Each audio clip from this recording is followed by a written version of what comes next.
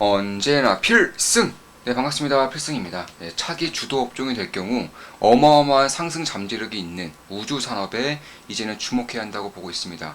실제로 중국 정부에서 우주 산업에 대한 중요성을 지속적으로 대놓고 드러내고 있고요. 미국 같은 경우는 현재 UFO 혹은 외계인 등으로 굉장히 떠들썩한 구간입니다. 사실 이러한 이슈들이 살아나면 살아날수록 이제 우주에 대한 관심도가 증가할 수밖에 없는 것이고, 실제로 항공 우주 쪽에서는 유럽, 그리고 미국, 중국, 러시아까지 이 4개 권역에서 엄청난 경쟁이 이미 벌어지고 있습니다. 그 와중에 중국은 유럽과 미국에 이어서 전 세계 3번째로 민간 항공기를 개발했고요. 이미 상용화까지 시켜놓고 있는 그런 상태입니다. 이미 올해에 2대 정도, 2대의 민간 항공기가 납품이 되었어요. 그런 것들을 봤을 때 이제는 지구를 넘어서 우주까지 갈 수 있는 그런 기술 개발에 대한 틀이 만들어지고 있다, 이렇게 보시면 될 것 같고, 대한민국도 이번에 이제 드디어 우주에 대한 본격적인 성과가 나오고 있는 만큼 저는 점진적으로 관심도가 증가할 것이라고 보고 있습니다. 특히 우리 멤버분들께 제가 꾸준하게 말씀드리고 있는 것 중에 하나가 미중 패권 전쟁 제2라운드 기술 전쟁에서 그 첫 번째는 반도체가 될 것이지만 그 마지막은 항공 우주 산업이 될 것이라고 꾸준히 말씀드리고 있어요. 이에 따라서 이런 기술 전쟁 혹은 패권 전쟁이 진행되면 진행될수록 이쪽에 대한 기술력이라던가 혹은 산업에 대한 관심도, 중요성, 이런 것들이 점진적으로 더욱더 부각될 것이라고 보고 있는 것입니다. 따라서 대한민국에서는 거의 유일무이하게 우주산업에서 본격적인 성과를 내고 있는, 그리고 내후년으로 갈수록 실적이 가파르게 증가할 수밖에 없는 인텔리안 테크에 주목을 해야 한다고 보고 있습니다. 물론 제 모든 영상은 매수 매도 추천 리딩 절대 아닌 거 다들 알고 계시죠? 참고하시면 되겠습니다. 자, 인텔리안 테크가 무엇을 하는 회사냐? 제가 그 전 영상들에서 자세하게 분석을 좀 해드렸기 때문에 좀 간단하게 말씀을 드릴게요. 가장 핵심적인 역할은 이 위성통신, 인공위성에서 이런 식으로 통신을 쏘아 붙이면 이거를 안테나를 통해서 받아내는 역할, 그 안테나를 통해서 이렇게 통신망을 퍼뜨리는 역할을 하는 것이 인텔리안 테크가 하는 것이다. 전 세계 압도적 1위 기업이고요. 특히 해상 쪽 혹은 항공 쪽에서는 거의 독점 기업이라고 할 정도로 이쪽에 대한 기술력이 상당히 뛰어나다, 이렇게 보시면 될 것 같습니다. 사실 우리 같은 경우는 기지국이 5G가 워낙에 잘 되어 있기 때문에 사실 이에 따른 중요성을 잘 모르실 수도 있겠지만, 사실 전 세계에서 인터넷이 안 터지는 공간 혹은 인터넷이 안 되는 권역이 대략 한 40%, 50% 정도 되고요. 실제로 인도 같은 경우도 스마트폰이 아니라 인터넷을 못 쓰는 인구가 무려 40%예요. 그 외에 개발도상국, 후진국 같은 경우는 이제 인터넷을 못 쓰는 경우가 상당히 많습니다. 왜냐면 우리나라 같은 경우는 땅덩어리가 워낙 좁고요. 인구가 워낙에 조밀조밀하게 몰려있다 보니까 여기에서만 기지국을 세우면 수많은 인간들, 수많은 사람들이 인터넷 사용할 수 있겠지만, 사실 땅덩어리만 조금만 넓어져도 이런 것들은 거의 불가능에 가깝습니다. 따라서 이럴 때에는 값비싼 인터넷망, 통신망, 통신 서비스, 케이블, 기지국 등을 설 필요가 없고요. 그냥 스타링크처럼 인공위성 하나 띄워서 인공위성을 통해서 이 안테나를 중간중간 세워둠으로써 이에 따른 통신망을 구축하는 게 상당히 중요하다. 특히나 이 방산에 대한 혹은 전쟁 리스크가 커지면 커질수록 이쪽에 대한 중요성이 훨씬 더 커질 수밖에 없어요. 기지국은 폭파할 수 있지만 인공위성은 폭파하기에는 너무나 많은 돈과 시간이 들 수밖에 없기 때문에 이제 폭파하기가 불가능하다고 볼 수 있는 것이죠. 실제로 우크라이나 쪽에서 러시아에 이런 식으로 반격할 수 있는 가장 큰 이유는 통신망이 무너지고 있지 않기 때문입니다. 통신망이 왜 무너지고 있지 않느냐? 스타링크가 위성통신을 통해서 우크라이나에 인터넷을 제공해주기 때문에 그런 것입니다.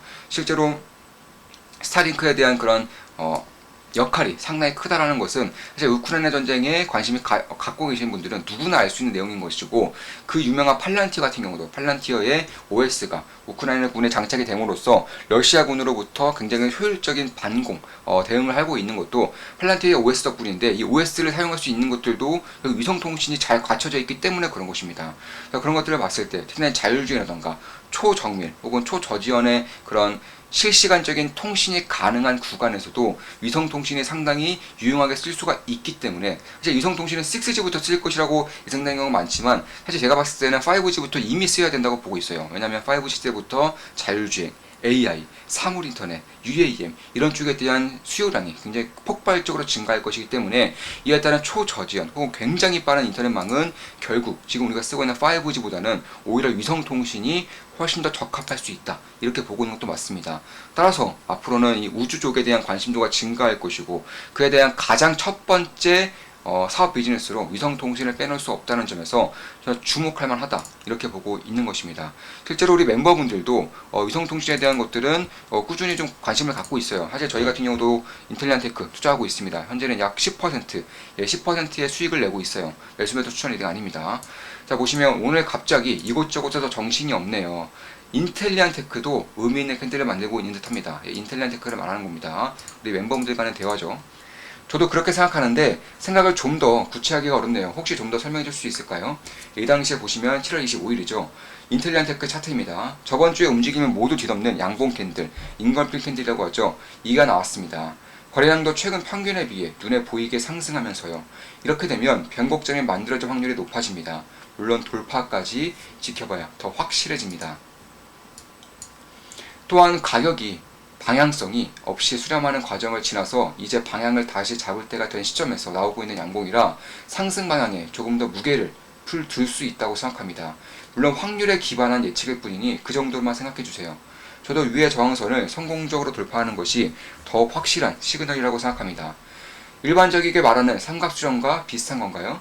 네, 수렴하는 모양에 따라서 삼각수렴인지 웨지를 만드는지 플래그 패턴을 만드는지 이름이 다른 것이고요. 핵심은 수렴에 있다고 생각합니다. 방향성을 보인 이후 다음 스텝을 쉬어가는 단계로요. 예, 정확히 보셨어요. 사실 제가 이런 분석을 봤을 때 사실은 좀 놀랐습니다. 기술적 분석에 대한 이해력이 상당히 좀 좋다. 물론 저 같은 경우도 기술적 분석에 대해서는 꾸준하게 알려드리고 있고 강의를 통해서 알려드렸고, 그리고 최근에는 빈도가 좀 줄긴 했지만 불과 몇 달 전까지만 해도 매일같이 기술적 분석을 해드렸고, 이제는 다시금 필승 강의를 통해서 직접적으로 오프라인 강의를 통해서 해드릴 예정이기 때문에 그런 것들을 봤을 때 지금 보시면 주봉이에요. 주봉만 보더라도 전에 그런 박스권을 전부 돌파하면서 거래량이 증가했습니다. 이런 것들을 주로 보신 것 같죠? 지금 보시면 이 라인에서 분석해 주셨는데 이 라인을 정확하게 돌파하는 그런 인걸핑 캔들이 만들어진 것도 맞습니다. 심지어 거래량까지 증가했기 때문에 추세를 벗겨냈는데, 그러니까 저항 라인을 돌파하는 데에는 상당히 유의미한 캔들이 만들어진 것이고, 이에 따라서 곧바로 저항 라인을 돌파하자마자 급등을 해버리는 그런 상황이 지금 연출되고 있는 것입니다.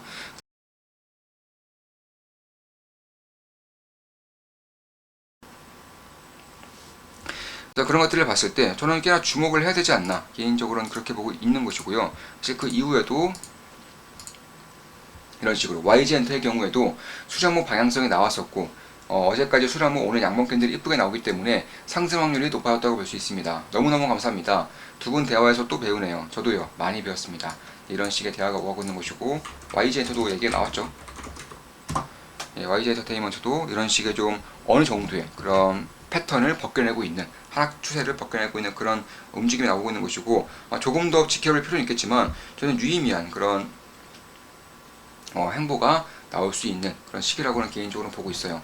따라서 이 우주산업에 관심이 있다면, 그리고 인텔리안테크를 빼놓을 수는 없다. 특히나 글로벌적으로도 사실 스타링크, 그러니까 스페이스X를 빼고는 위성통신, 인공위성 쪽에서 사업을 하고 있는 거의 모든, 정말로 모든 그런 사업자들 혹은 기업들이 인텔리안테크와 협력을 하고 해야 되는 상황이기 때문에 하고 있기도 하고요. SES, 텔레스라던가 혹은 영국이 대놓고 밀어주고 있는 원액 혹은 아마존까지 인텔리안테크를 거치지 않고서는 위성통신 사업을 할 수가 없는 그런 기술적인 장점을 가지고 있기 때문에 저는 꽤나 좀 장기적으로도 지켜볼 수 있다, 이렇게 보고 있습니다. 자, 이것으로 방송 마치겠습니다. 지금까지 인텔리안테크에 대한 분석이었고, 앞으로도 좋은 분석, 좋은 기업 분석으로 찾아뵙겠습니다. 필승 구독, 알림 설정, 좋아요는 돈이 됩니다. 필승!